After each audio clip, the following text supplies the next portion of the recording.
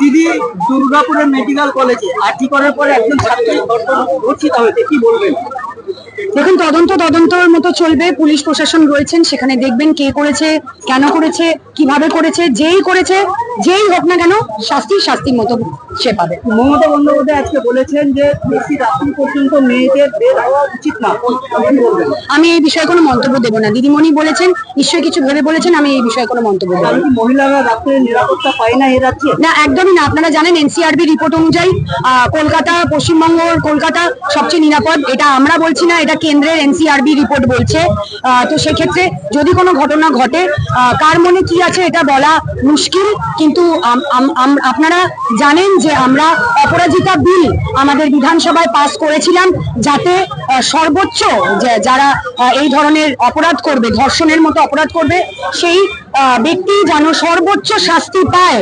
কিন্তু দুর্ভাগ্যক্রমে আপনারা এটাও হয়তো জানেন যে স্পেশাল সেশন ডেকে আমাদের এই বিল পাশ করা হয়েছিল এবং আমরা মাননীয় রাষ্ট্রপতির পারমিশনের জন্য আমরা অপেক্ষা করেছিলাম, কারণ তারা পারমিশন না দিলে আমরা সেই আইন লাগু করতে পারি না। এখানে মাননীয় ডেপুটি স্পিকার মহাশয় আছেন, যদি আমি ভুল বলি উনি আমাকে ঠিক করে দেবেন। কিন্তু দুর্ভাগ্যক্রমে আমরা সেই পারমিশন পাইনি। আমরা চাই আমাদের মাননীয় মুখ্যমন্ত্রী, তিনি প্রথম রাস্তায় নেমেছেন যখন আরজি করের ঘটনা, দুর্ভাগ্যজনক নারকীয় ঘটনা ঘটেছে, এবং তিনি শাস্তি দাবি করেছেন, সর্বোচ্চ শাস্তি দাবি করে আমরা অপরাজিতা বিল পাস করেছিলাম, কিন্তু এখনো সেটা আমরা আইনে পরিণত করতে পারলাম না। তার জন্য এটা আমাদের দুর্ভাগ্য। হয়তো এটা আইনে পরিণত করলে এই ধরনের মানসিকতার মানুষকে আমরা আইডেন্টিফাই করতে পারবো, এবং একজন দুজন যদি এই ধরনের সর্বোচ্চ শাস্তি পায়, তাহলে মানুষের মনে একটা ভয় জাগবে। সেটা খুব ইম্পর্টেন্ট বলে আমার মনে হয়। আরো একটা প্রশ্ন, যে এসআইআর নিয়ে আপনি বললেন বিজেপি নেতাদের বাড়ি ঘেরাও করতে, কেন? আপনারা তো জানেনই যে কিভাবে বিহারের নির্বাচনটা কিভাবে হচ্ছে, আপনারা জানেন না?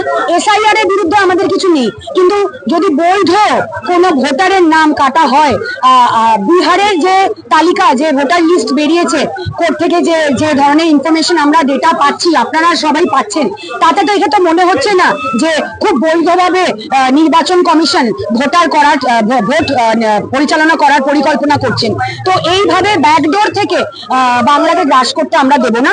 এসআইআর এ নিয়ে আমাদের কোনো মাথা ব্যথা নেই, কিন্তু বৈধ কোনো ভোটারকে বাদ দিয়ে তার নামে এসআইআর যদি করতে আসে, তখন তো আমরা রুখে দাঁড়াবো, তৃণমূল কংগ্রেস রুখে দাঁড়াবে।